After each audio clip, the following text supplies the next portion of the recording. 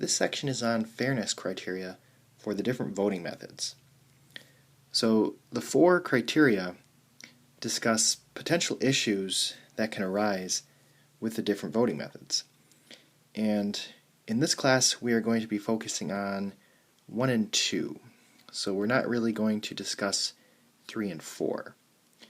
So number 1 is the majority criterion. And this says that the candidate who receives a majority, or more than 50%, of first place votes is the winner. On question number 1, we are given a preference table, and we are selecting the winner using the plurality method, and then we need to see, does this violate the majority criterion? So the total number of votes is 36 plus 15 plus 37 plus 12, which is 100. So for a majority, it needs to be over 50%. So 50% would be 50.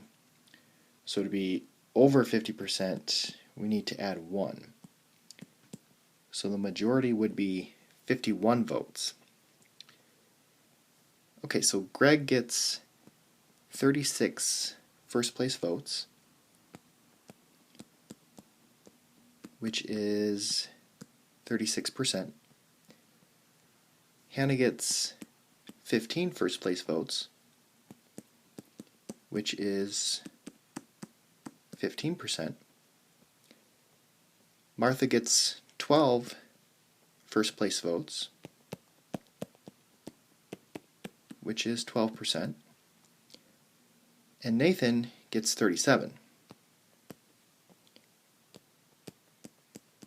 which is 37%. So Nathan has the most first place votes. So by the plurality method, Nathan is the winner. Now we have to answer, does this violate the majority criterion? And again, the majority criterion says the candidate who receives a majority, or more than 50% of the first place votes, is the winner. So there's actually different ways that the majority criterion can be violated. So if the winner does not have more than 50%, then it's violated. But also, if you have a candidate who does get over 50% and they lose, then that would violate the majority criterion as well. So for our question, yes,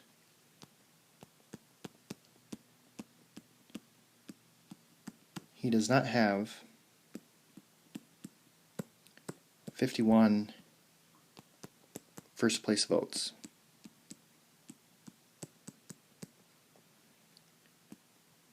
So he is not over 50%.